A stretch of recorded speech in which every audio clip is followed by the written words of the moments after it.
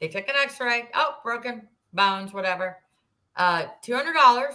Okay. I had a little bit of cash left over, but again, I've been laid off. I haven't been working yet, but I had some unemployment, if you can call it that. Really. But anyways, I ended up paying for it, $200. So then they say, hey, you're better off going to a pharmaceutical supply place or medical supply and get a boot and all that. And I said, okay. So we got home.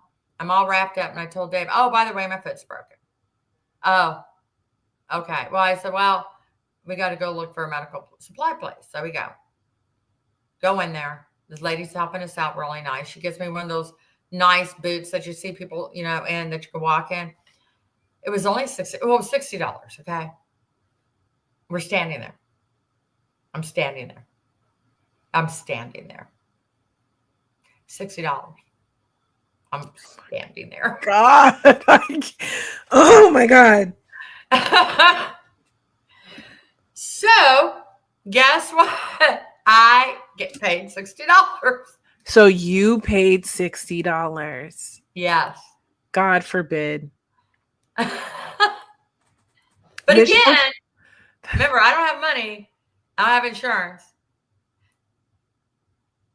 But he does. But your husband does, but you don't. How is that a marriage? Oh, that's not what I think marriage is, right? Oh, no. And that's the whole thing over those years too.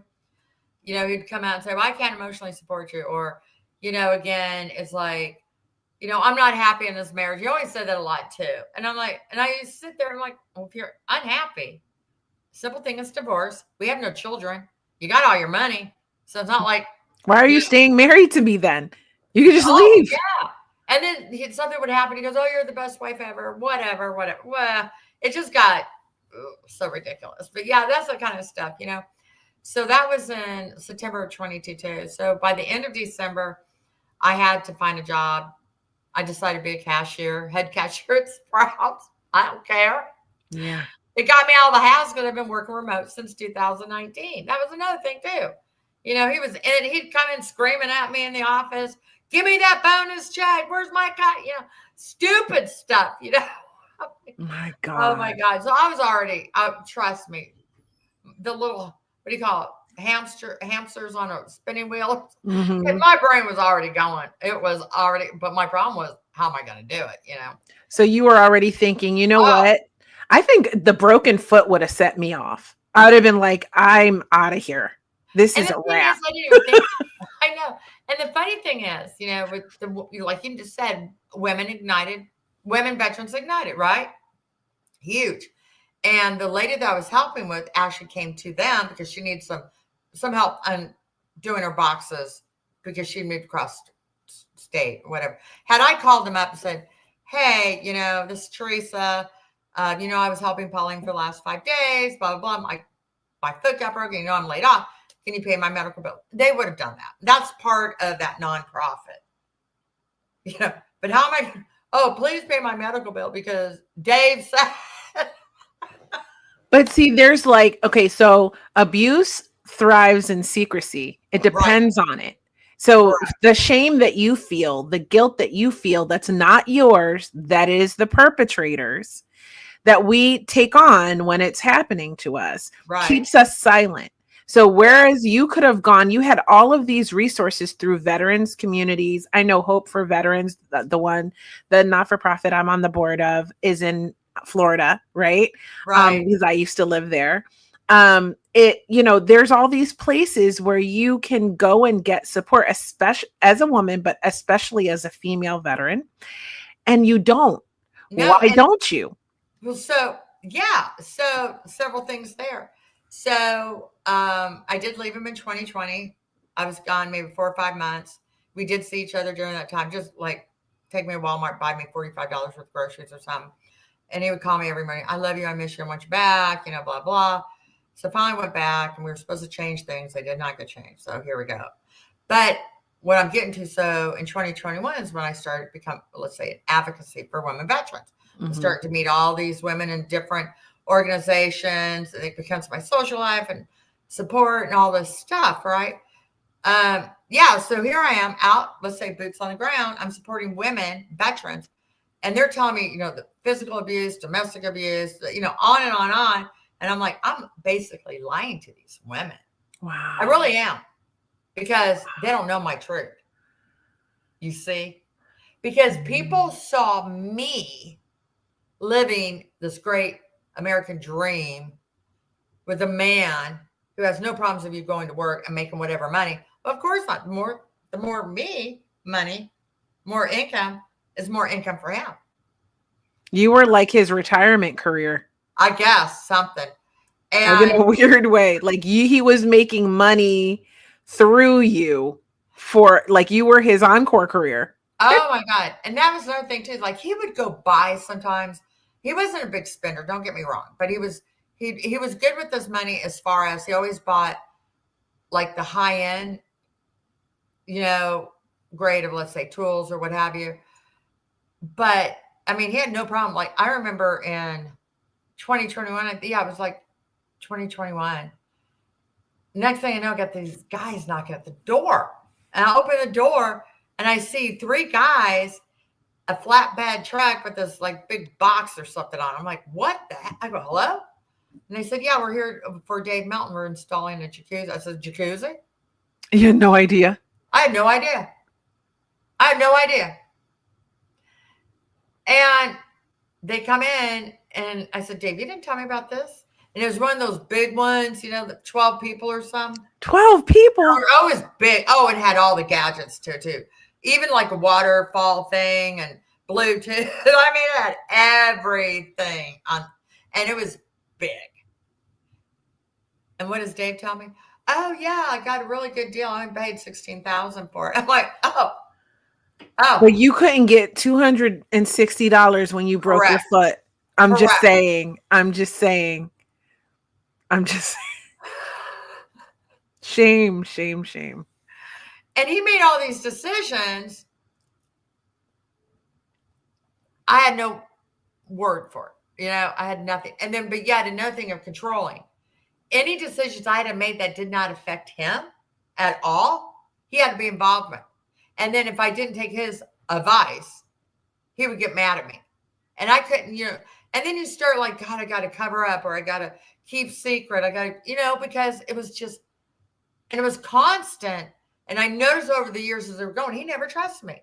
He was constantly getting into my stuff, constantly, hiding everything or not telling me. And just like the garage code, got a little code, Yeah. I didn't even have the pen the whole time. You didn't know the code? No, because he told me I didn't deserve it. Oh, God.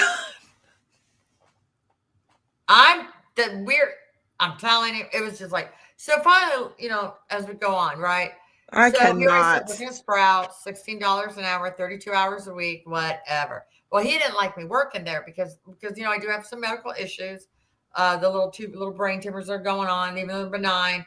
The whole vertigo thing, having to use a cane, not for physical, but for balance issues. Mm-hmm. I don't let that stop. But anyways, but I love Sprouts. Let me tell you, there was great people. I had a little bit of leadership going on. Only $16 an hour, whatever. I'm out of the house. But you loved it. That's the important thing. I'm out of the house. I mean, it was hard on my feet and everything, But I get my first paycheck, man. Here we go again. I had to pay him $125 a week. I was like, if I got a $400 check, $125 a month. And then if I didn't pay him, he was going to start shutting down the internet and the phone. I got threatened again. There we go. No shit. By then. The thing is I've heard most of this story, but hearing it again and in more detail is just, it's boggles the mind how someone has the audacity to treat someone else like this. Right. Oh, absolutely. And so you got to look at, $16 is not a livable wage. No. At all. No. Mm-mm. And so basically, even by the beginning of the year, I told some of my sisters in arms, they saw some of his stuff. And I said, don't be surprised if I have to Baker Act him. I said, he's really being his attitude or his personality, it's becoming accelerated, I guess is the best thing to say. And then It I was know around escalating. February or March, this is when it really started hitting home. So with me being in lending, right, I know how to read appraisals. I know all this stuff. So he would be on his bike because he was a real big Iron Man. So he would go from Jacksonville to St. Augustine, turn around and ride back. Now, you're on that A1A, very scenic, beautiful homes. You got the ocean, and you'll see for sale signs. You'll see like 2, 3 great looking homes. Then you see something that's probably built in the 40s or 50s. Mm-hmm. And so he would come home and say, "Hey, look this up, this house." Oh, okay. But then something caught his eye, and I started looking up. Well, guess what? It was 2 lots under HOA, right? All the sewage lines, electricity, all that utilities was already hooked up, ready to build on it. Okay. Actually, you could walk through the waterways or whatever, so it was a beautiful, beautiful lot. And you were even allowed to build a duplex if you want to. So we started talking about it, and I'm doing some research. Well, I want to say the land itself was like something like 400,000 or something like that. And he has an idea. I said, "Oh, what's your idea, Dave?" And he goes, "I can pay cash for this lot." And I'm like, "Okay." But he goes, "But what I need you to do, because I bought a house in 2018 for my daughter and her 2 kids and her new husband, okay? So, and I bought that house just before the market went crazy, okay? So the house did have equity in it, okay? But I can't afford to keep it, but yet my daughter's making the payments, okay? So I'm good there." He goes like this, "Yeah, Theresa, you have a lot of equity in that house. Why don't you just go ahead, get an equity loan for $100,000, give it to me so I can invest the other 300,000, your 100,000 into this lot, and I got a prenup to cover me." Yes. Straight to your face, though. Because that's how whacked out his brain was when it came to money. He seriously thought I should give him a $100,000 loan, or I take the loan out, obviously, right? $100,000. So now I got a debt of another $100,000, which means I'm going to probably have to pass it on to my daughter, I guess, something. Give it to him so he can buy this lot, okay, and build it a duplex, right? But he's going to be protected because of the prenup.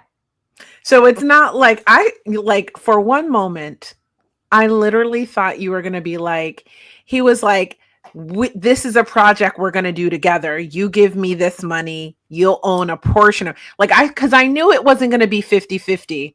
So for in your benefit, right? So I thought maybe he was going to be like, "You'll own 10% of the property and I'll own the rest, but I'll let you be in it on it." That's Right. where my mind was going.